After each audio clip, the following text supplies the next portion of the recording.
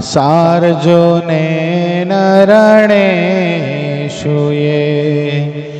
પ્રવર્તયિષ્યન્ત્યસુરા સ્તે ત્વધર્મં યદાક્ષિતો ધર્મદેવા તદા ભક્તા અહમ નારાયણો મુનિ જાનિષે કૌશલે દેશે ભૂમોહિ સમગો દ્વિજ મુનિશાપમૃતાં પ્રાપ્તાં નૃસિંહસ્तात તથોધવમ તતો વિત્તાસુરેભ્યોऽહં સધર્મં સ્થાપયન્નજ સધર્મં સ્થાપયન્નજ. ઓમ અવતારિણે શ્રી સ્વામિનારાયણાય નમો નમઃ. શ્રી હરિકૃષ્ણાય શ્રી ઘનશ્યામાય શ્રી સહજાનંદ સ્વામીને નમો નમઃ. આપણા મંદિરમાં પ્રગટ સ્વરૂપે બિરાજમાન આપણા સૌ કોઈના ઇષ્ટદેવ પ્રાણ પ્યારા મહાશ્રેયો મૂર્તિ સંકલ્પ સિદ્ધ શ્રી સ્વામિનારાયણ ભગવાન આપણા ઉપર જેમની અપાર કરુણા રેલી છે એવા આપણા સૌ કોઈના ગુરુશ્રી પ્રાતસ્મરણીય પરમવંદનીય મહામુક્તરાજ પરમ પૂજ્યપાદ સદગુરુ સ્વામી નિત્ય સ્વરૂપદાસજી સ્વામી, આપણા મંદિરના મહંત સ્વામી પૂજ્યપાદ હરિચરણદાસજી સ્વામી, આપણા મંદિરના કોઠારી પૂજ્ય પાર્ષદવરી હરેશ ભગત, પૂજ્ય પરમસુખ સ્વામી, પૂજ્ય રામાનુજ સ્વામી, પૂજ્ય ધર્મજીવન સ્વામી, પૂજ્ય દિવ્ય સ્વામી, પૂજ્ય વિદય ભગત, પૂજ્ય સંજય ભગત આદિ તમામ સંતો પાર્ષદોના શ્રી ચરણોમાં માનસિક સાષ્ટાંગ દંડવત પ્રણામની સાથે વાલા વાલા બધા જ ભક્તો હૃદયપૂર્વક જય સ્વામિનારાયણ. આ બધા ભક્તો ગુરુ પૂનમના દર્શન કરીને આવ્યા છેક સરદાર જઈને. પૂજ્યપાદ ગુરુશ્રીએ બધા જ ભક્તોને જે આવ્યા હતા નહોતા આવ્યા બધાને ખૂબ ભાવથી પ્રેમથી પોતાના આશીર્વાદ પાઠવ્યા છે. અને આપણે ગુરુશ્રી માટે આ વર્ષે ગુરુશ્રીનો ષષ્ઠી પૂર્તિ થયો. કેટલામો? 60મો જન્મદિવસ થયો, પ્રાગટ્ય દિવસ. પૂજ્ય ગુરુશ્રી આ પૃથ્વી પર આવી અને અનેક જીવાત્માઓના કલ્યાણ કરવા માટે ભગવાનની આપેલી સામર્થ્યથી અનેક મંદિરો નિર્માણ કરી રહ્યા છે, અનેક મુમુક્ષુઓને સાધુ બનાવી રહ્યા છે. આપણા જેવા અનેક કર્મયોગી ભક્તોને પણ મુક્ત ભાવે ભજન શીખવાડી અને એમનો મોક્ષ માર્ગ નિષ્કંટક બનાવી રહ્યા છે.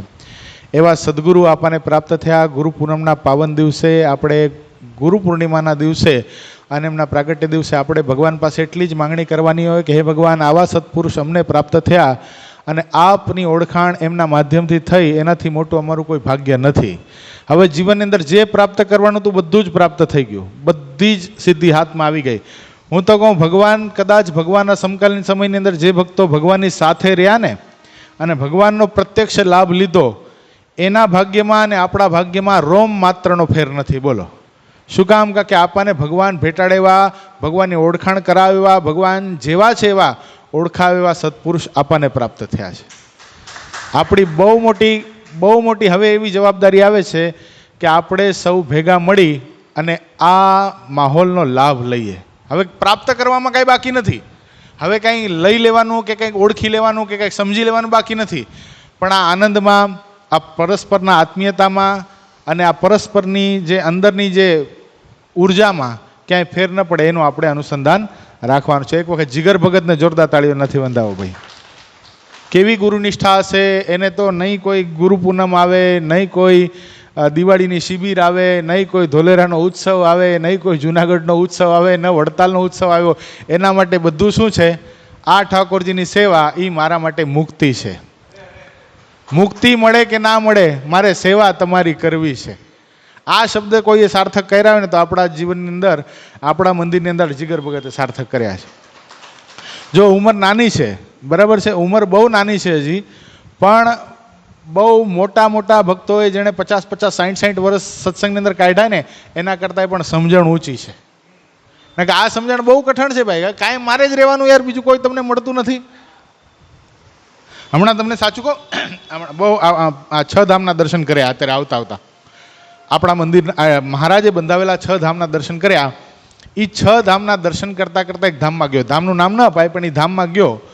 એ ધામની અંદર પૂજારી રાખવા માટે મારામારી હાલે છે. બોલો, કોઈ પૂજારી રહેવા તૈયાર નથી. બોલો, મહારાજનું પ્રતિષ્ઠિત મંદિર, અમિત ભગત શ્રીજી મહારાજનું ધામ કહેવાય. ત્યાં નકા એ દેવની સેવા તો પ્રત્યક્ષ ભગવાને બાથમાં ગાળીને પધરાવેલા સ્વરૂપ એ દેવની સેવા પ્રાપ્ત થવી, સાધુ હોય કે બ્રહ્મચારી હોય કે ભૂદેવ હોય એને કેટલો અવભાવ થવો જોઈએ, પણ નથી. જ્યારે આપણને તો કેવા પૂજારી પ્રાપ્ત થયા, વિચાર કરો. ભગવાને પ્રત્યક્ષ સમજી એને થાળ જમાડે, એને વાઘા ધરાવે, ભગવાનને લાગી ન જાય એટલા માટે ટાચણી પણ અનુસંધાનમાં કે ભાઈ ટાચણીનો સ્પર્શ પણ ભગવાનને થવા જેવો જોઈએ નહીં. આવા પૂજારી આપણને પ્રાપ્ત થયા. આ બધું કોણ છે? એની આનામાં કારણભૂત કોણ છે? પૂજ્યપાદ ગુરુશ્રી અને આ સંતો છે. હમણાં થોડા દી પહેલાં મારી મિટિંગ હતી, ટ્રસ્ટીઓની આ મંદિરનું બધી વહીવટનું કાર્યની બધી વાત હાલતી હતી. એની અંદર અમિત ભગતે બહુ સરસ વાત કરી કે કદાચ હાલો આ મંદિરમાં સંતો ન રહેતા હોત ને તો અમે ટ્રસ્ટીઓ આ મંદિર હાંકવા માટે સક્ષમ નથી. સાચું કહું છું. અને હકીકત કહું, આ મંદિર આજની તારીખની અંદર આપણો સત્સંગ સમાજ ભેગો મળીને આટલું મંદિર બનાવી શકે એમ પણ નથી. આજની તારીખની અંદર પણ નથી. હાલો તે વખતેની વાત અલગ છે, પણ અત્યારે કદાચ રૂપિયો મોટો થયો એની સાથે ભક્તો પણ મોટા થયા, પણ એવી કેપેસિટી તો નથી થઈ કે આટલું મંદિર આપણે અત્યારે બનાવી શકીએ. બોલો, એ વખતે તો ગુરુશ્રીને ધન્યવાદ આપવા પડે, હિંમત ભગતને ધન્યવાદ આપવા પડે, આ લાખાણી પરિવારને ધન્યવાદ આપવા પડે કે આવું ગગનચુંબી મંદિર નિર્માણ કરી દીધું. અને તે વખતેના ભક્તોને ધન્યવાદ આપવા પડે કે રાત્રે જાગી અને માથા ઉપર તગારા ઉપાડીને આ સેવા કરી છે. એટલે આ ખરેખર આપણને બધું જ પ્રાપ્ત થયું. હવે તો પીરસેલી થાળી છે, આનંદ કરવાનું છે. શું કરવાનું છે? બસ મહિમા સમજવાથી મોટું કોઈ સાધન જ નથી. એટલે ભગવાન પાસે એવી પ્રાર્થના કરીએ કે ગુરુશ્રી જેવા મહાપુરુષ આ પૃથ્વી પર બિરાજમાન છે. કેવી સરસ વાત કરી ખબર છે ને ગુરુએ, કે મારું કાર્ય પૂરું થશે અને ચાપ દબાવીને કેમ કોઈ વ્યક્તિ લાઇટ બંધ થાય એમ હું ધામમાં જતો રહીશ. શું કીધું ભગવાન? એટલે એણે ચોખ્ખું કહી દીધું એમણે કે હું સ્વતંત્ર થકા આ પૃથ્વી ઉપર આવ્યો છું ને સ્વતંત્ર થકા જઈશ. મારા ઉપર કાળ કર્મ કે માયા કોઈનો હુકમ નથી. આવા સત્પુરુષ આપણને પ્રાપ્ત થયા છે. પ્રગટ હોય ને ત્યારે એની મહિમા સમજવો બહુ કઠણ છે. ગુણાતીતાન સ્વામી આવીને આવી વાત કરી હતી. લાડકીબાઈ જ્યારે ભગવાન સ્વામિનારાયણના ધામમાં જઈને કહી આવ્યા ને કે આ ગુણાતીતાનંદ સ્વામીને હજી જુનાગઢમાં રાખો, હજી ઉપાસના દ્રઢ કરાવી છે, તે વખતે લાડકીબાઈને ઊભી કરી દીધી અક્ષરધામમાં. જો સમાધિનિષ્ઠ હતા લાડકીબાઈ, ગુણાતીતાનંદ સ્વામી લાડકીબાઈને રોકી નાખ્યા અક્ષરધામમાં જતા. એ લાડકી, હવે ફરીવાર મહારાજ પાસે ગઈ છું ને ત્રિશંકુ જેવી દશા કરી નાખીશ. અક્ષરધામમાં નહીં જઈ શકે ને નીચે નહીં આવી શકે. હવે મારે ધામમાં જવું છે. અને એક એના શિષ્યએ, ગુણાતીતાનંદ સ્વામીના શિષ્યએ માથા ઉપરથી બેલું નાખ્યું. તે ગુણાતીતાનંદ સ્વામી એમ ઉપર જઈને બોલ્યા, એ તારો માયરો નહીં મરું, સ્વામિનારાયણે 25 વર્ષની આવરદા વધારી નાખી છે. તે વખતે જેવું બોલતા ને એ વખતે આ ગુરુ આ વખતે બોલી ગયા. આ વખતે બોલી ગયા. પણ આપણે શું કરવાનું છે? આવા શબ્દો પકડવાના છે.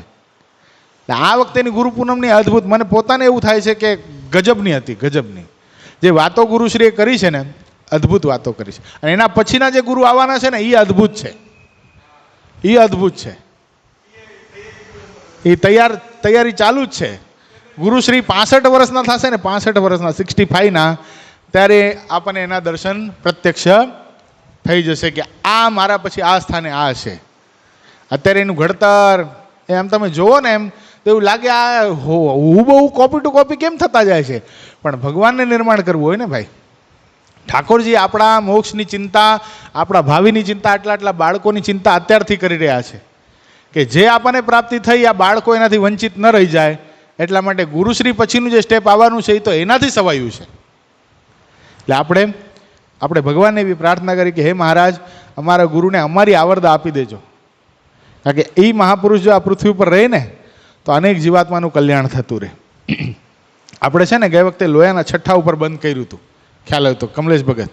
કારણ કે આગળના વચનામૃત સંતો જે કરે છે ને કન્ટિન્યુ રાખીએ. આ મારા નિયમનું છે એટલે ચાલ્યા રાખે. સંવંત 1877ના માગશર સુધી ત્રીજને દિવસ શ્રીજી મહારાજ ગામ શ્રી લોયા મધ્યે સુરાખાચરના દરબારમાં ઢોલિયા ઉપર વિરાજમાન હતા અને માથે ધોળી પાગનું છોગલું વિરાજમાન હતું તથા ધોળી છીટની ડગલી પહેરી હતી અને રૂનો ભરેલો ધોળો સુરવાડ પહેર્યો હતો અને ધોળી પછડી ઓઢી હતી અને પોતાના મુખારવિંદની આગળ મુનિ તથા દેશ દેશના હરિભક્તની સભા ભરાઈને બેઠી હતી.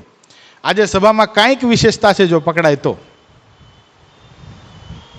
ફરીવાર વાંચો, હવે ધ્યાન આપો. સંવંત 1877ના માગશર સુધી ત્રીજને દિવસ શ્રીજી મહારાજ ગામ શ્રી લોયા મધ્યે સુરા ખાચરના દરબારમાં ઢોલિયા ઉપર બિરાજમાન હતા. માથે ધોળી પાગનું છોગલું બિરાજમાન હતું. ધોળી છીટની ડગલી પહેરી હતી. રૂનો ભરેલો ધોળો સુરવાળ પહેર્યો હતો. ધોળી પછેડી ઓઢી હતી અને પોતાના મુખારવિંદની આગળ મુનિ તથા દેશ દેશના હરિભક્તની સભા ભરાઈને બેઠી હતી. કોને પકડાણું?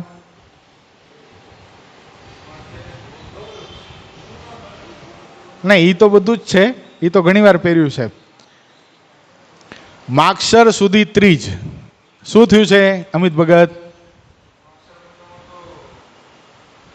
તિથિ ગણો. માગશર સુધી ત્રીજ સંવંત 1877. વચનામૃત ચાલુ થયું અને રાઈટ 1 વર્ષ પૂરું થયું. સંવંત 1876 માગશર સુધી ચોથ, વચનામૃત પહેલું. સંવંત 1877 માગશર સુધી ત્રીજ, રાઈટ 1 વર્ષ પૂરું થયું છે વચનામૃતને. એટલે લોયામાં પહોંચ્યા છે મહારાજ 1 વર્ષે.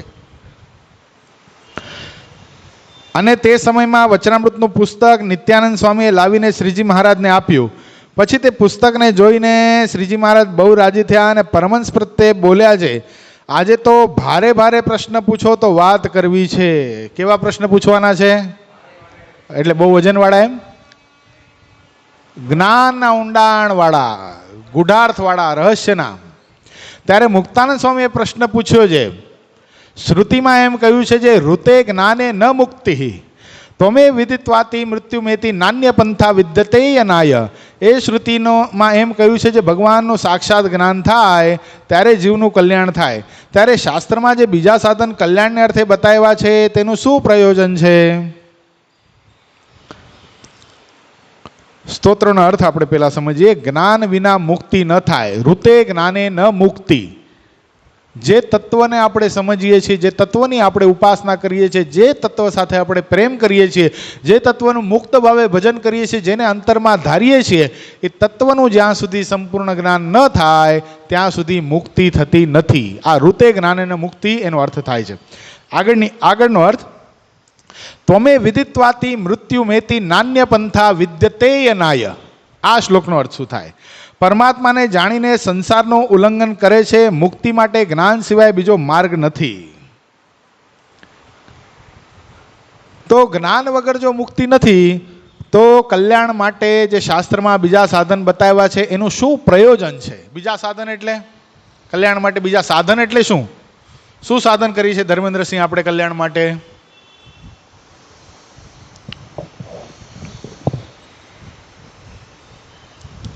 કયો ધનજી બાપા, તમે શું સાધન કરો છો? ધર્મ, જ્ઞાન, વૈરાગ્ય અને ભક્તિ. એમાંથી ધર્મ, ભક્તિ અને વૈરાગ્ય, આ જે 3 છે બાકીના, એનું શું પ્રયોજન છે? ધર્મની અંદર બધું આવી ગયું. તપ આવી ગયું, સદાચાર આવી ગયું, સેવા આવી ગઈ, બધું આવી ગયું. વૈરાગ્યની અંદર બધું આવી ગયું. ભગવાન સિવાય ક્યાંય પ્રીતિ નહીં, વૈરાગ્યમાં આવી ગયું. ભક્તિ એટલે ભગવાનમાં અતિશય પ્રેમ, ભગવાનનું નામ કીર્તન, ભગવાનના કીર્તન બોલવા, ભગવાનની ધૂન કરવી, ભગવાનને ભેટવું, મુક્ત ભાવે ભજન કરવું, ભગવાનનું ધ્યાન, ઉપાસના, ભગવાનને સારા સારા મેવા, સારા સારા ખાદ્ય પદાર્થ, ભગવાનને થાળ ધરાવવા, આ ભક્તિમાં આવી ગયું. તો જ્ઞાનથી જ મુક્તિ થાય છે. તો આ બીજા 3નું શું પ્રયોજન છે? આ 3ના પેટામાં ઘણું બધું આવે છે. એટલે સાધન માત્ર બધા આવી ગયા. ધર્મ, જ્ઞાન, વૈરાગ્ય, ભક્તિમાં બધા સાધન આવી ગયા મુક્તિના. તો જ્ઞાનથી જ મુક્તિ જો થતી હોય તો બીજા 3નું શું પ્રયોજન છે? આવો પ્રશ્ન કોણે કર્યો છે? મુક્તાનંદ સ્વામી. કેમ છે? કલ્યાણ તો જ્ઞાને કરીને જ થાય છે. શેનાથી થાય છે કલ્યાણ? તો આમાંથી જ્ઞાની કેટલા? આપણે કોઈ જ્ઞાની નહીં ભાઈ. આ થોડું ઘણો શ્લોક બોલતા આવડી ગયો એના મતલબ કઈ જ્ઞાની ન થઈ ગયા.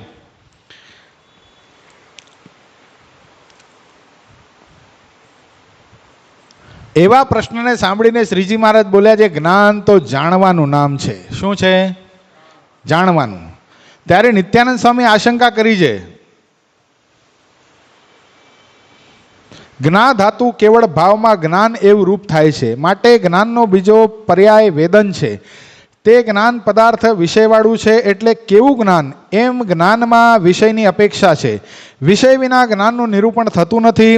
પદાર્થ અનેક પ્રકારના છે, માટે જ્ઞાન પણ અનેક પ્રકારનું છે.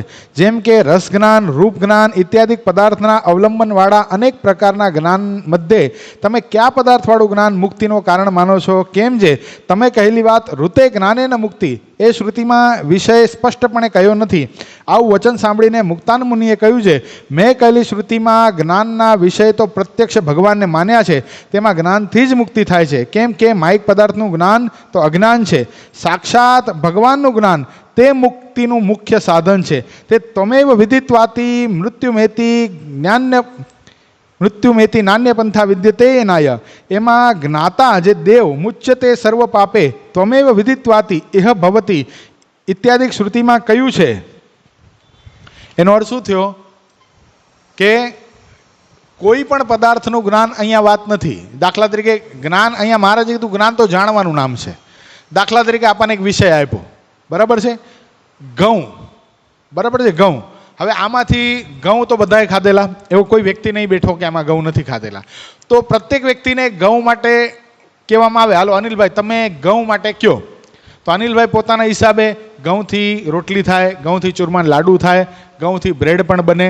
આ એને જેટલી ખબર છે એ જ્ઞાન સુધી એ જે પહોંચ્યા છે ત્યાં સુધી વાત કરશે. પછી બીજા વ્યક્તિને પૂછવામાં આવે તો એણે જે કીધું છે એના કરતાં કંઈક વિશેષ ગોતવાનો પ્રયત્ન કરે. એમ ત્રીજા વ્યક્તિને પૂછવામાં આવે તો બે જે કીધું છે એના કરતાં એ કંઈક વિશેષ ગોતવામાં પ્રયત્ન કરે. તો ચોથા વ્યક્તિને પૂછો તો આ ત્રણે પોઝિટિવ કીધું હોય તો ઓલો કે ઘઉંથી કબજિયાત થાય. હમણાં એમ કહેવામાં આવે છે ડૉક્ટરે ઘઉં ખાવાની ના પાડી છે. સમજાણું? એટલે પ્રત્યેકનું જ્ઞાન ઘઉં માટે અલગ અલગ રહ્યું છે. બધા જાણે તો છે ઘઉંને. તો આ જે જ્ઞાન છે, મુક્તાનંદ સ્વામી કે હું એવા જ્ઞાનની વાત કરતો જ નથી, હું એવા જ્ઞાનની વાત કરું છું કે જેની ઉપાસના કરીએ છીએ. શ્રુતિ એટલે શું? વેદોમાં જ્ઞાનની વાત કરેલી છે. શ્રુતિમાં એમ કહ્યું છે, સ્ટાર્ટની અંદર જ વિચારો, જો પ્રશ્ન ક્યાંથી આવ્યો છે, શ્રુતિમાં એમ કહ્યું છે ઋતે જ્ઞાને ન મુક્તિ, જ્ઞાન વગર મુક્તિ થતી નથી. જો મુક્તિ અહીંયા વાત આવે છે, મુક્તિ શબ્દ આવે છે, મોક્ષ આવે છે, આત્યંતિક કલ્યાણની વાત આવે છે, તો ત્યારે પરમાત્માના સ્વરૂપની જ વાત આવે છે. હું એ જ જ્ઞાનની વાત કરું છું. જે પરમાત્માના સ્વરૂપને જાણવું એ જીવાત્મા માટે બહુ અગત્યનું છે. જો પરમાત્માનું સ્વરૂપ જીવાત્માને જાણવામાં આવી જાય તો એની મુક્તિમાં કાંઈ બાકી રહેતું નથી. આવા જ્ઞાનની વાત મુક્તાનંદ સ્વામી કરે છે. ત્યારે નિત્યાનંદ સ્વામી આશંકા કરી છે, જાણવું એ જ જ્ઞાન હોય તો શાસ્ત્રે કરીને ભગવાને સર્વ જગત જાણે છે. ભાઈ આખી દુનિયા, દાખલા તરીકે નાસ્તિકમાં નાસ્તિક માણસ છે, એને પણ કોઈ પૂછે કે આ વરસાદ કેમ વરસે છે ભાઈ, તો કે તો ભગવાન વરસાવે છે. બાકી એના મતે ભગવાનનું અસ્તિત્વ છે નથી. પણ ક્યારેક જોજો એના મોઢે પણ તમે કબૂલાત કરતા સાંભળ્યું હશે, આ વર્ષે વરસાદ ન થયો. ક્યારેક જોજો ઘણીવાર વરસાદ લંબાય ત્યારે આપણે વાત ચર્ચા કરતા હોય કે આ વર્ષે વરસાદ ન થયો, ત્યારે શું કહેશે? એ તો ભગવાનની મરજી ઉપર છે ને. આ સર્વ સામાન્ય વ્યક્તિના શબ્દોમાંથી આપણે રોજમરોજ જિંદગીની અંદર આ શબ્દો સાંભળતા હોઈએ તો એને ભગવાનનું જ્ઞાન છે? કરતા ભગવાન છે એટલી તો ખબર પડે છે ને. એનો મતલબ શું થયો કે એમ તો ભગવાને આખી દુનિયા જાણે છે, તો શું બધાનું કલ્યાણ થઈ જાય છે? આવું કોણ પૂછે છે? હવે આવી આશંકા કોણે કરી? પહેલો પ્રશ્ન મુક્તાનંદ સ્વામીનો. એના જ વિદ્વાન શિષ્ય સદગુરુવર્ય નિત્યાનંદ સ્વામી શું કહે છે કે એમ તો જ્ઞાનથી આખી દુનિયા જાણે છે ભગવાનને, તો શું બધાની મુક્તિ થઈ જવી જોઈએ ને? તમે અહીંયા રસ્તા ઉપર પકડજો કોઈને, આ વાતની સાથે પ્રથમના 27માં વચનામૃતને જોડવું પડે. સમજો મહારાજ એમાં શું કીધું છે? ભગવાન ભજવાની તો સર્વ કોઈને ઈચ્છા છે, પણ સમજણમાં ફેર છે. અહીંથી જોજો તમે, અહીંથી ટ્રેન જતી હશે ને, અહીંથી આમથી ટ્રેન આમ જતી હશે, હા જો અમિત ભગત કરે એમ, આમ જાય ટ્રેન, તો ઘણા જોજો તમે આમ કરશે. તો એનો મતલબ શું છે? અહીંયા ભગવાન છે ખરા. તો આમ જનારા ને આમ જનારા બધા આમ કરતા જાય છે, બધાનું કલ્યાણ થઈ જશે. આ જ નિત્યાનંદ સ્વામીનો આશંકા છે. સમજાણું? ભગવાનને જાણી લીધા એણે, આ મંદિરની અંદર ભગવાન છે એટલે તો આનું મસ્તક નમાણું કે નહીં? તો મસ્તક નામ્યું, ભગવાન છે એટલી ખબર પડી તો કલ્યાણ થઈ જવું પડે.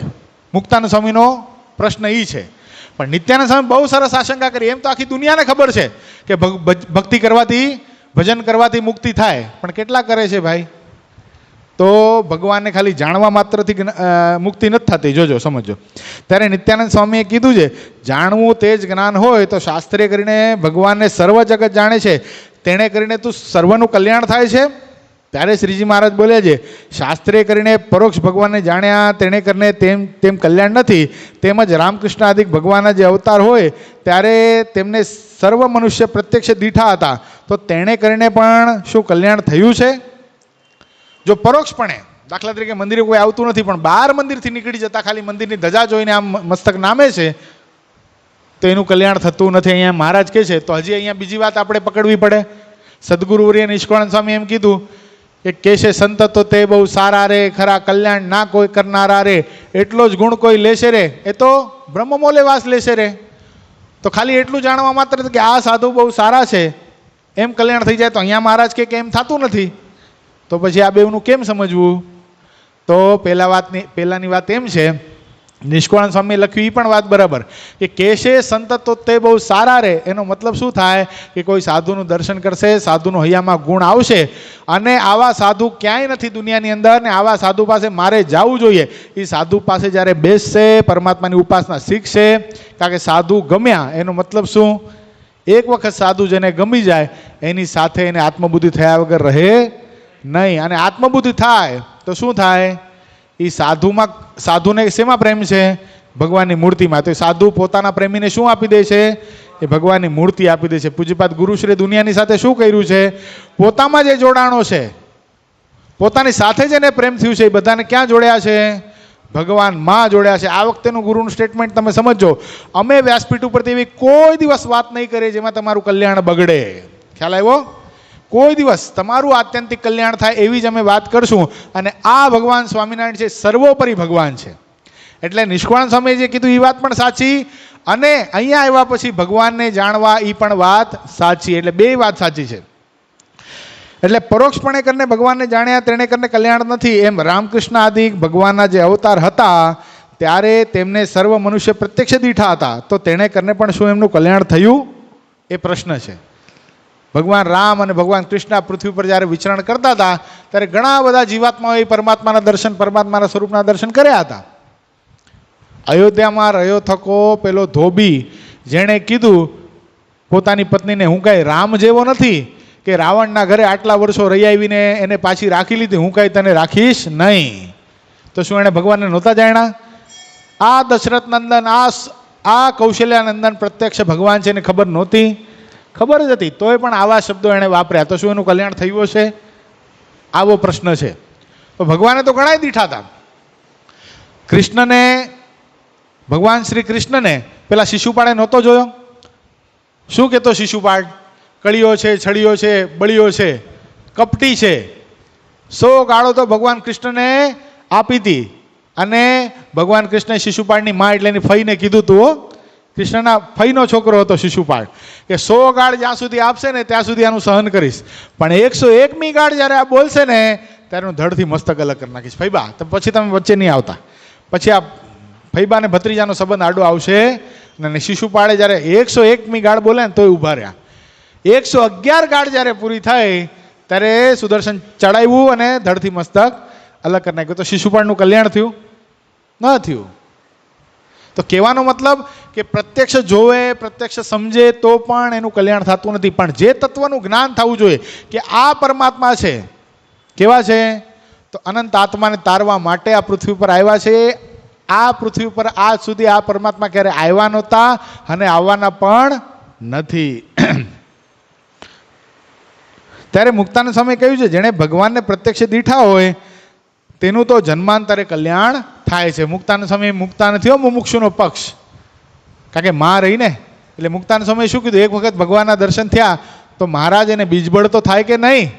તમારા પ્રત્યક્ષ કોઈ દર્શન કરે ને પછી એનું કલ્યાણ ન થાય તો એ જીવ પર જુલમ થયો કહેવાય. એટલે માટે કદાચ આને આ જન્મે ન થાય પણ જન્માંતરે તો એનું કલ્યાણ થાય ખરું. જન્માંતરે એટલે 1 જન્મ, 2 જન્મ, 3 જન્મ, 4 જન્મ, કારણ કે જીવ છે એ ભવાટીમાં ફરતો રહે છે. પણ પરમાત્માના પ્રત્યક્ષ દર્શન જેને થયા, ઓલું નહીં, ઓલા દાદા ખાચરના ખેતરની અંદર ઓલું ઝીંઝવાનું ભોથું હતું, એ કોણ થયા? વેરાભાઈ થયા. તો કેવો વિચાર કરો, ઝીંઝવાનું ભોથું થાય અને માણકીના ડાબલામાં આવે અને એના ઉપર પૂર્ણ પુરુષોત્તમ નારાયણ બિરાજમાન હોય અને ઝીંઝવાનું ભોથું ઉખડી જાય અને બીજા જન્મે વેરાભાઈ થાય અને મહારાજ એને પૂછીને કામ કરે. વિચાર કરો, એલા વેરા, ફલાણા ગામમાં ફલાણા ભગતે દેહ મૂક્યો ને લઈ જાઉં. મહારાજ કે ઉભા રહો. એની ઉંમર કેટલી છે? મહારાજ કે 40 વર્ષની છે. એને છોકરા છૈયા છે? એ કે આ 2 ટેણિયા છે. પત્ની યુવાન છે બિચારી. એ કે મહારાજ રહેવા દો ને, હજી એને છોકરાઓ પરણાવા છે, ઓલી ઉંમરલાયક સ્ત્રી છે બિચારી, વિધવા થશે તો એને બિચારીને કેટલું કામ. મહારાજ કે કાંઈ વાંધો નહીં. પછી મહારાજ કે ફલાણા ગામમાં એક હાથીએ દેહ મૂક્યો છે, લઈ જાઉં? મહારાજ કે ઉપાડો જ, વિચાર કરો. આ બધું વેરાભાઈ અને આ મુક્તાનંદ સ્વામી જોયો. મુક્તાનંદ સ્વામીનો પ્રશ્ન એમને એમ નથી. આ મુક્તાનંદ સ્વામીનો પ્રશ્ન બહુ ગર્ભિત છે. મુક્તાનંદ સ્વામીએ કીધું, મહારાજ આ વેરાય તો એવા શું પુણ્ય કર્યા છે કે અનંત કોટી બ્રહ્માંડનો ધણી, જેને વેદની ઋચાઓ ખોળે, નહીતી કરને વિરાટ નારાયણ પોતાની અડધી આવર્તાને 1.5 પોર સુધી પ્રાર્થના કરે ત્યારે આ ચરણારવિંદ પૃથ્વી ઉપર આવ્યા અને આ વેરો એને પૂછીને આ પરમાત્મા કામ કરે. એણે તેવા શું પુણ્ય કર્યા? ત્યારે મહારાજે મુક્તાનંદ સ્વામીને કીધું કે આ વેરો છે ને એ ગયા જન્મે લક્ષ્મીવાડીની અંદર શું હતો? ઝીંઝવાનું ભોથું હતું અને અમે માણકી લઈને લક્ષ્મીવાડીની અંદર ગયા ત્યારે આ માણકીના ડાબલામાં આવ્યું ને ઉખડી ગયું. અને એ પુણ્ય પ્રતાપે અમે જે માણકી પર બિરાજમાન હતા, અમારી મહામુક્તાત્મા માણકી, એના ડાબલામાં આ ઝીંઝવાનું ભોથું આવ્યું એટલે એને બીજો જન્મ વેરાનો મળ્યો અને અમે એને પૂછીને કામ કરીએ છીએ. એટલે મુક્તાનંદ સ્વામી અહીંયા કીધું છે કે એનું જન્માંતરે તો કલ્યાણ થાય. હવે ઝીંઝવાના ભોથાએ જો મહારાજના દર્શન કર્યા, માણકીના દર્શન કર્યા તો એનું એટલું પુણ્ય થયું કે એનું જન્માંતરે કલ્યાણ થયું. આ સંપ્રદાયનો ઇતિહાસ બતાવે છે. ત્યારે મુક્તાનંદ સ્વામી એમ કહે છે, ત્યારે શ્રીજી મહારાજ બોલ્યા છે, જેણે શાસ્ત્રે કરીને ભગવાનને જાણ્યા તેણે કરીને પણ જન્માંતરે કલ્યાણ થાય છે. જો ખાલી શાસ્ત્ર સાંભળીને પણ નથી થતું હો. શાસ્ત્ર કરીને શું થાય? શાસ્ત્ર ભણીને પંડિત ભયો શું? પણ જ્યાં સુધી ભગવાનની ભક્તિ નથી થતી, ભગવાનની ઉપાસના દ્રઢ થતી નથી, ત્યાં સુધી આને આ જન્મે કલ્યાણ થશે કે કેમ એમાં શંકા છે. એમ શ્રીજી મહારાજ પ્રત્યક્ષ સ્વમુખે કહે છે, જો જેણે શાસ્ત્રે કરીને ભગવાનને જાણ્યા તેણે કરીને પણ જન્માંતરે કલ્યાણ થાય છે. ખાલી શાસ્ત્રમાંથી જાણી લીધું કે આ સર્વોપરી પૂર્ણ પુરુષોત્તમ નારાયણ છે, પછી એની ભક્તિ ન કરીએ, ઉપાસના ન કરીએ, કારણ શરીરની વાસના ન ટાળીએ તો આ જન્મે કલ્યાણ થાય નહીં. જન્મ તો લેવો પડે. હવે આપણે પ્રશ્ન શું રહ્યો? શાસ્ત્રે કરીને આપણે ભગવાનને જાણી લીધા, બરાબર છે, એવા સદગુરુ પ્રાપ્ત થઈ ગયા. હવે આપણને બાકી કેટલું રહ્યું? બાકી શું રહ્યું? કારણ શરીરની વાસના ટાળવી. હવે એ કેવી રીતે ટળે? મુક્ત ભાવે ભજન. જે વાતને ભગવાન સ્વામિનારાયણે કેટલા વચનામૃતમાં બતાવી? કાર્યણીના 12માં શું બતાવ્યું છે કે ભગવાનનું ધ્યાન અને ભગવાનનું વચન એના માધ્યમથી શું થઈ જાય છે? કારણ શરીર કેવું થઈ જાય? શેકાઈને આંબલિયાના ફોતરા જેવું થઈ જાય. પછી કદાચ જૂની ડાંગર એવી થઈ જાય જેને વાવીએ તો ઉગે નહીં, ખાવામાં કામ આવે. એમ આ જન્મ આ પરમાત્માના જ્ઞાન તો થઈ ગયું. પૂજ્યપાદ ગુરુશ્રી સમર્થ સદગુરુ તો પ્રાપ્ત થયા, એણે જ્ઞાન તો આપી દીધું. હવે શું કરવાનું છે? એણે બતાવેલો જે માર્ગ, જે મુક્ત ભાવનું ભજન, એ કરીને શું કરવાનું છે? કારણ શરીરની વાસના ટાળી અને ભગવાનના ધામમાં જવાનું. જેણે શાસ્ત્રે કરીને જાણ્યા તેને જ નેત્રે કરીને દેખે છે, અને નેત્રે કરીને દેખે છે તેને જ શાસ્ત્રે કરીને જાણે છે. માટે બેયનું બીજબળ બરાબર થાય છે. હવે મારા શું કહે છે? આગળના ભાગની અંદર શું બતાવ્યું કે જેનું દર્શન થયું, જેને પ્રત્યક્ષ ભગવાનનું દર્શન થયું, એનું શું થાય છે? જન્માંતરે કલ્યાણ થાય છે. તો શાસ્ત્રમાં વાંચ્યું કે આ ભગવાન છે, તો શાસ્ત્રમાં વાંચ્યું ને આંખથી જોયું, બેયનું બીજબળ મહારાજ કે સરખું જ થાય. એટલે શાસ્ત્રમાં કદાચ વાંચ્યું હોય કે ભગવાન કૃષ્ણ ત્રેતાયુગમાં દ્વાપર યુગમાં પ્રગટ થયા, ભગવાન રામ ત્રેતાયુગમાં પ્રગટ થયા, ભગવાન સ્વામિનારાયણ ઘોર કળીકાળની અંદર પ્રગટ થયા, આ જાણી લીધું. અને કોઈ કે ભગવાનનું પ્રત્યક્ષ દર્શન કર્યું, તો જેણે જોયું અને જેને સાંભળ્યું, મહારાજ કે બેયનું બીજબળ સરખું થાય. તો બેયનું જન્માંતરે જ કલ્યાણ થાય. હવે આને આ જન્મે કલ્યાણ કેમ થાય બતાવશો? કેમ? જે શ્રવણે કરીને ભગવાનને સાંભળ્યા તેમાં શું જ્ઞાન નથી? આપણે અત્યારે સાંભળીએ છીએ ભગવાનની વાતો, તે જ્ઞાન જ છે, પણ તે સાંભળ્યા જ કહેવાય. અને ત્વચાએ કરીને સ્પર્શ કર્યો તેમાં શું જ્ઞાન નથી? છે જ, પણ તેને સ્પર્શ જ કર્યો કહેવાય. અને નેત્રે કરીને જોયા તેમાં શું જ્ઞાન નથી? પણ તેને જોયા જ કહેવાય. અને નાસિકાએ કરીને સૂંઘ્યા તેમાં શું જ્ઞાન નથી? તેને સૂંઘ્યા જ કહેવાય. અને જીવાએ કરીને વર્ણન કર્યા તેમાં શું જ્ઞાન નથી? પણ તેને વર્ણન કર્યા જ કહેવાય. એવી રીતે બાહ્ય ઇન્દ્રિય કરીને જ્ઞાન છે, તથા અંતકરણે કરીને જે જ્ઞાન છે, તથા અંતકરણને ઇન્દ્રિયો પર જે જીવ સત્તા તદાશ્રિત જે અનુભવ જ્ઞાન છે, તેમાંથી તમે કયા જ્ઞાનને કહો છો? હવે મહારાજ આશંકા કરે છે. મહારાજ કે 5 વિષય શબ્દ, સ્પર્શ, રૂપ, રસ અને ગંધ એ બધું ભગવાનને કોઈ સ્પર્શ કરે, કોઈ સૂંઘ્યા, કોઈ જે કાંઈ કર્યું, હાલો એ બધું જ્ઞાન તો થયું. પણ હવે સમજો તમે કયા જ્ઞાનની વાત કરો છો? તો હવે જોજો, મહારાજ કે અહીંયા મહિમા જ્ઞાનની વાત છે. દાખલા તરીકે અમિત ભગતને બહુ જોરદાર તરસ લાગી છે અત્યારે. સમજો, એક ભાવના કરો, હવે પોતપોતાનું વિચારો ને. અમિત ભગત નહીં, સૌને બહુ તરસ લાગી છે, બરાબર, અતિશય તરસ લાગી છે. અને એક સરસ મજાના માટલાની અંદરથી હું તમને એક લોટો પાણી આપું છું. તમને આનંદ થાય? થાય ને? થાય. હવે તમે પાણી પીવા જાઓ એની પહેલાં હું તમને અટકાવું છું. ધર્મેન્દ્રસિંહ ઊભા રહેજો, હજી પાણી નહીં પીતા, સમજો. તો કે કેમ? કે પહેલાં સમજો, આ પાણી કોઈ સામાન્ય નથી, આ પાણી સાક્ષાત ગંગાજળ છે. હવે તમને કેવો ભાવ થાય? ઓહો, એટલે ગંગાજળ મને પીવા મળશે, મારા કેવા મોટા ભાગ્ય. પીવા ઉભારો, હજુ પીવો નહીં, પીવો નહીં, હજુ પીવો, ઉભારો.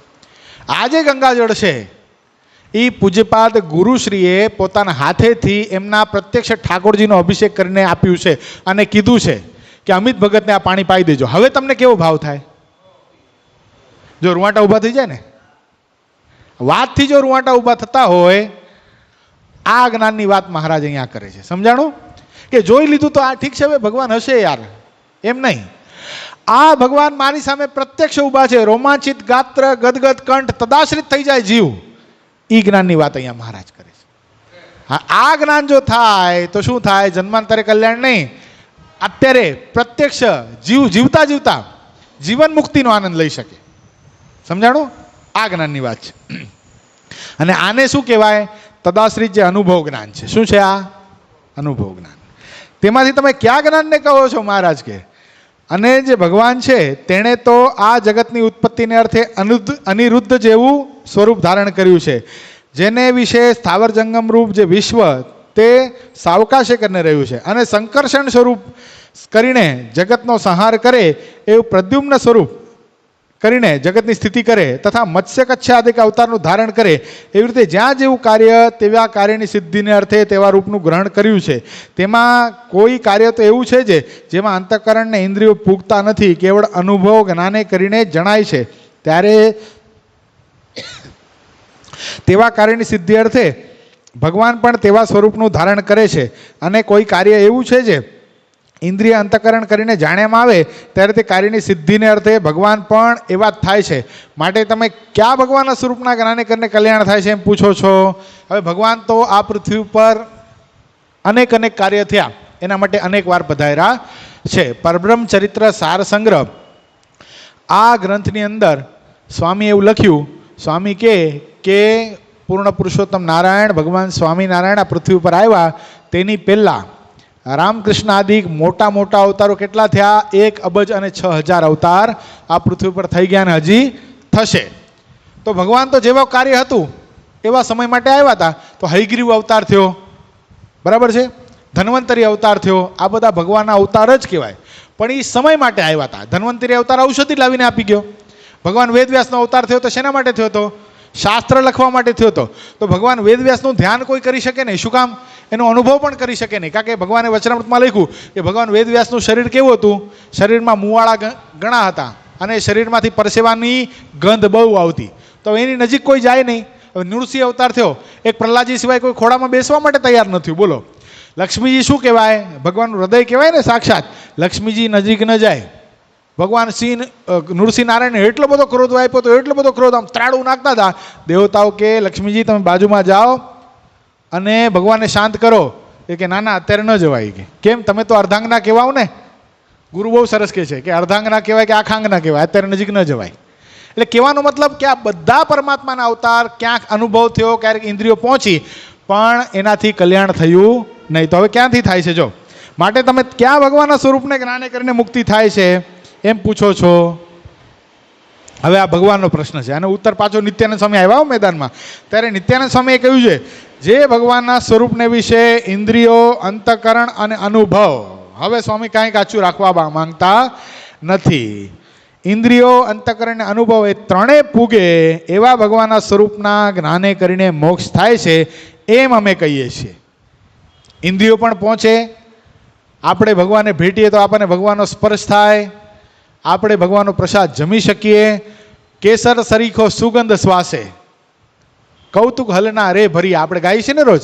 ભગવાનનો કેવો સુગંધ છે? શ્વાસે શ્વાસનો કેસરનો સુગંધ છે એવો. તો ભગવાન મોઢું ખોલતા હશે અને વાત કરતા હશે ને ભગવાનની નજીક કોઈ જાતું હશે ત્યારે કેસરનો સુગંધ આવ્યો હશે ત્યારે લખાણું ને આ કે કેસર સરીખો સુગંધ શ્વાસે. તો ઇન્દ્રિયો પણ સમજે છે આ સુગંધ ક્યાંથી લીધો હશે?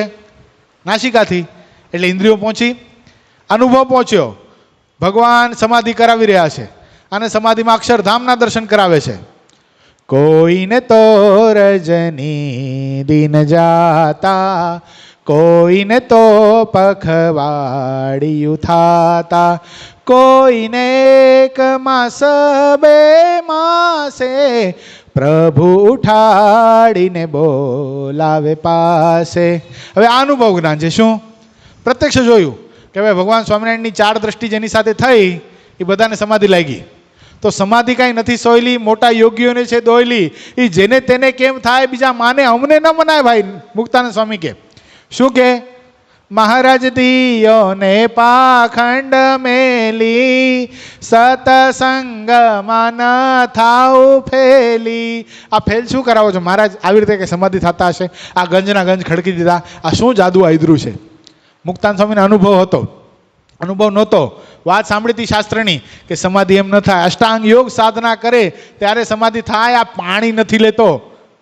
આ અમુક જૈનો નાસ્તિકો નાતાય નથી, એને સમાધિ કેમ થઈ મહારાજ? આ શક્ય જ નથી. તો અનુભવ હતો, જ્ઞાન હતું, પણ અનુભવ જ્ઞાન નહોતું એટલે મનાણું નહીં.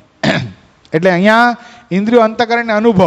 અંતકરણ એટલે હૈયામાં હા પડી જાય કે આ પ્રત્યક્ષ ભગવાન છે, આના સિવાય બીજો કોઈ ભગવાન નથી. કદાચ કોઈ હથેળીમાં ભગવાન બતાડે, કદાચ કોઈ રૂપિયાના ઢગલા કરી નાખે, તો મારા મતે ભગવાન સ્વામિનારાયણ સિવાય બીજો કોઈ ભગવાન નથી. આ શું છે? આ અનુભવ જ્ઞાન છે. એ ત્રણેય પૂગે ત્યારે એવા ભગવાનના સ્વરૂપને જ્ઞાન કઈ કરીને મોક્ષ થાય છે એમ કહીએ છીએ. ત્યારે શ્રીજી મહારાજ બોલ્યા છે એવા ભગવાન તો શ્રી કૃષ્ણ છે. લે બોલો, વાટ લગાડી નાખે ને. તે પોતે પોતાને એમ કહે છે. હવે આ શ્લોક તો બહુ જબરદસ્ત છે, એ હું નહીં બોલી શકું, એટલે એનું આપણે અર્થ જ સમજી લઈએ. બરાબર છે? પૂર્વ શ્લોકમાં કહેલા સ્વભાવથી ક્ષર પુરુષ અતીત એટલે કે તેના દોષનો સ્પર્શ નથી થતો, તે અક્ષર મુક્તથી પણ ઉક્ત હેતુઓથી અતિશય ઉત્કૃષ્ટ છું. માટે પર જે જ્યોતિ સ્વરૂપ સંપાદન સ્વેન સ્વરૂપાયણા ઉત્તમ પુરુષ ઇત્યાદિ શ્રુતિમાં એમ કહ્યું છે જે ઇત્યાદિ સ્મૃતિમાં પુરુષોત્તમ નામથી હું પ્રખ્યાત છું. અહીંયા જે ભગવાન સ્વામિનારાયણ જે શ્રી કૃષ્ણ શબ્દનો ઉપયોગ કર્યો છે એ શ્રી કૃષ્ણ, દેવકી વસુદેવ કે પછી યશોદા અને નંદ બાબા, એના જે પુત્ર કૃષ્ણ એની વાત નથી. અનાદિ પરમાત્મા, અનાદિ શ્રી કૃષ્ણ નારાયણ, શું અક્ષરધામના અધિપતિ, ધર્મભક્તિના પુત્ર, એ શ્રી કૃષ્ણનું સંબોધન છે. ઇત્યાદિક વચને કરીને પોતે પોતાના ઇન્દ્રિય અંતકરણ થકી અગોચર કહે છે. માટે ભગવાન તત્વે કરીને સમજવા તે તો એમ છે જે ઇન્દ્રિયો, અંતકરણ તથા અનુભવ એ ત્રણેય કરીને યથાર્થપણે પ્રત્યક્ષ ભગવાનને જાણે ત્યારે પૂરો જ્ઞાની કહેવાય. ઇન્દ્રિયો પણ સમજી શકે, અનુભવ પણ સમજી શકે અને અંતકરણ પણ સંપૂર્ણ હા પાડી દે કે આ ભગવાન છે, ત્યારે એને પૂરો જ્ઞાની કહેવાય. અને એ 3 પ્રકારમાંથી જો એકે ઓછો હોય ત્યારે તો આત્યંતિક જ્ઞાન ન કહેવાય અને તેણે કરીને જન્મ મૃત્યુને પણ ન તરે. એટલે આપણે શું કરવાનું છે? ઇન્દ્રિયો, અંતકરણ ને અનુભવ, આ ત્રણેયથી ભગવાનનું જ્ઞાન કરીને ભજન કરવાનું છે. ત્યારે જ આપણું જન્મ મરણ, આપણા માથા ઉપરથી જન્મ મરણ જાય, એમ મહારાજ કહે છે. અને કોઈક સાધને કરીને બ્રહ્મ સ્વરૂપને પામ્યો હોય તો પણ જો પ્રત્યક્ષ ભગવાનને એવી રીતે ન જાણે તો તેને પૂરો જ્ઞાની ન કહેવાય. એટલા માટે તો મહારાજે ઘણીવાર વાત કરી છે ને કે બ્રહ્મરૂપ થયા પછી પણ પરબ્રહ્મને તો ઓળખવા જ રહ્યા, તો પણ તેને પૂરો જ્ઞાની ન કહેવાય. માટે શ્રીમદ ભાગવતમાં કહ્યું છે જે નૈષ્કર્મ ચ્યુત ભાવ વર્જિત ન શોભતે જ્ઞાનમલ નિરંજનમ, તથા ગીતામાં કહ્યું છે જે કર્મણ્ય હપી બોદ્ધવ્યમ ચ વિકર્મણ અકર્મણ્યમ શ બોદ્ધવ્ય ગહના કર્મણો ગતિ. અકર્મ જે જ્ઞાન તેને વિશે પણ જાણવું રહ્યું છે. તે શું છે? બ્રહ્મરૂપ થયો તો પણ પરબ્રહ્મ પુરુષોત્તમ નારાયણ તે તો જાણવા જ રહ્યા. અને જે બ્રહ્મરૂપ થયો તેને જ પુરુષોત્તમની ભક્તિનો અધિકાર છે. તો બ્રહ્મરૂપ કેમ થવાય?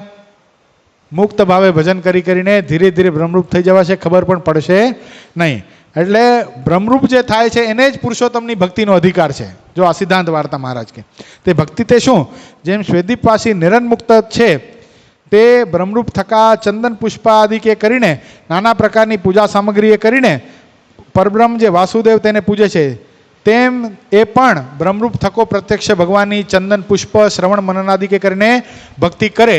તે ભગવાને ગીતામાં કહ્યું છે, બ્રહ્મભૂતો પ્રસન્નાત્મા ન શોચતી ન કાંશતી સમ સર્વેષુ ભૂતેષુ મદ ભક્તિમ લભતે પરામ. માટે બ્રહ્મરૂપ થઈને પરબ્રહ્મની ભક્તિ ન કરે તો તે પણ આત્યંતિક કલ્યાણને ન પામ્યો કહેવાય. બ્રહ્મરૂપ થયા પછી પણ કોઈ જગતનો સંકલ્પ થતો નથી, એકદમ ખાવાની પણ જરૂર પડતી નથી, પીવાની પણ જરૂર પડતી નથી, શૌચ જવાની પણ જરૂર પડતી નથી, દેહની કોઈ ક્રિયાની ખબર પડતી નથી, તોય પણ એને ભગવાનની ભક્તિ કરવી રહી. આવી સ્થિતિને પામ્યા પછી પણ જો ભક્તિ ન કરી તો એનું કલ્યાણ થતું નથી. સુખદેવજી મહારાજ બ્રહ્મરૂપ થઈ ગયા હતા, સમજો. તોય પણ એણે શું કર્યું? શ્રીમદ ભાગવત ભણ્યા. એટલું જ નહીં, શ્રીમદ ભાગવતની કથા પણ કરી.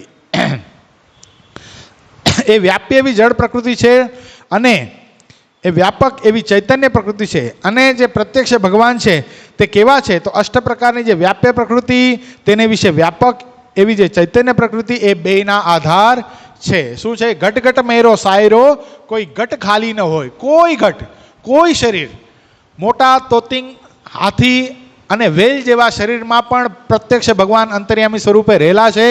અને નાનામાં નાના અમીબામાં પણ, અમીબા જેવા જે માઇક્રોસ્કોપિક એલિમેન્ટ છે એમાં પણ પ્રત્યક્ષ પરમાત્મા રહેલા છે. એ બધાના આધાર છે. જેમ પ્રકાશ છે તે પૃથ્વી આદિક ચારેય તત્વનો આધાર છે, ને પૃથ્વી જ્યારે સંકોચ અવસ્થામાં થાય છે ત્યારે તે ભેળો, આ તો બહુ મોટું છે ભાઈ,